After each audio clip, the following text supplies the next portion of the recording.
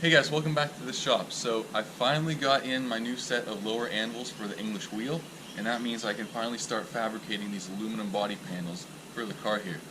I've been kind of nervous of starting this process because I've never worked with sheet metal like this before, so it's been a learning experience and I don't really know how things are going to turn out, but so far it's been going pretty well. In this video I'm going to rough out the panels for the three-piece hood and the cowl section back here. So enjoy the video.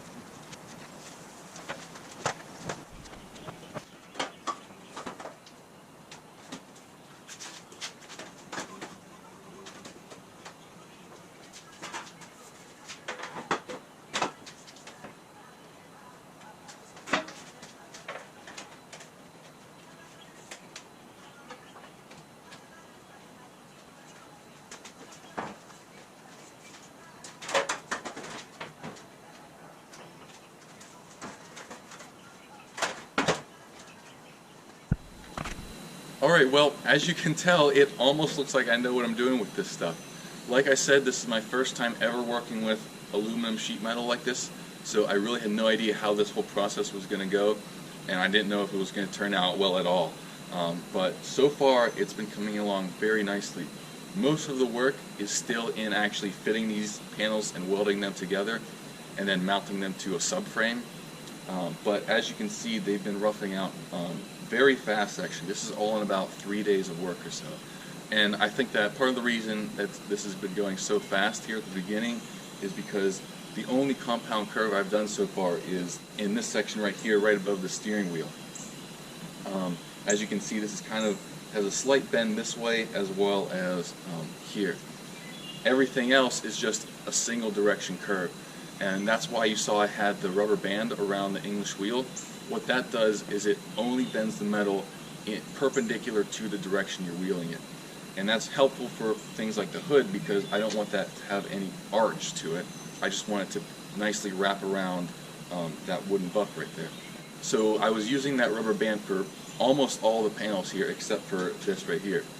When you use just the steel panels, it will bend the metal in both ways. What you do is you start in the middle and then you work out from there. You saw I drew some rectangles on here, so that's what I was using as reference to kind of guide me as I was wheeling it along. I'd start in the smallest rectangle, then wheel the next biggest and the next biggest, and just work my way out.